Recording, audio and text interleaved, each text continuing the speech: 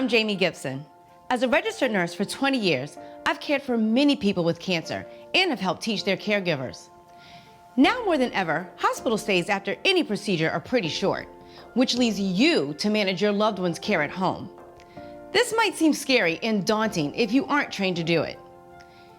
Your loved one may have a Jackson-Pratt drain, or JP drain for short, which is a device put in place during surgery and used to draw out fluid that collects under an incision site after surgery. We want to help you feel comfortable and confident when it comes to taking care of your loved one at home. So I will be showing you how easy it is to care for a JP drain. For this demonstration, Natalie has graciously agreed to let us come into her home so soon after her surgery. A week ago, Natalie had a double mastectomy due to breast cancer. She has 2 sets of JP drains, meaning she has a total of 4, a set of 2 in her chest wall and another set of 2 in her abdomen, where tissue was taken and used to reconstruct her breasts. Keep in mind, your loved one may not have the same number of drains. Be sure to gather the equipment and supplies you will need so they are close by. Having all of your supplies and equipment ready prior to starting will make this process smoother and less stressful, especially if you do not have any additional help around. Let's take a look at the supplies needed. Soap, water, a washcloth or hand towel, alcohol wipes, your measuring cups, log sheet, and a pencil or a pen. First and foremost, wash your hands thoroughly for 15 seconds with soap and warm water. Avoid using gloves because they can make it hard to milk the drain tubing. The purpose of milking is to help move any blood clots that may be in the tubing in order to keep the drain clear. This should be done each time the drain is about to be opened. Milking should also be done if you see fluid leaking from the insertion site onto the skin. The insertion site is where the drain comes out of the body. If your loved one is wearing a surgical bra, wrap, or corset, be sure to remove the tubing and bulbs from the velcro before milking the tubes, and also before emptying the drainage from the bulb. Put down a washcloth or hand towel on your loved one's bed or wherever you are when emptying the bulb so that it catches any possible spills. Gently pinch the tube an inch or so from the insertion site, being very careful not to tug too hard.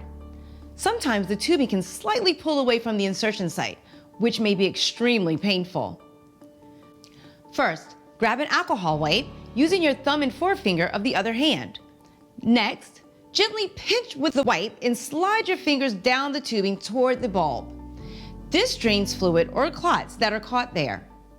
Repeat this step as many times as needed until the tubing is as clear as possible. If you find that a clot or some fluid will not move to the bulb, be sure to call your loved one's doctor's office for further instruction. Now we are ready to empty the drains. First, put on gloves, then make sure to hold the drain with the stopper at the top. Unplug the drain, keeping the stopper at the top. The bulb will then expand, and this is normal. Take the measuring cup and place it directly under the bulb, and then turn the bulb upside down into the measuring cup while squeezing all the fluid out of the bulb.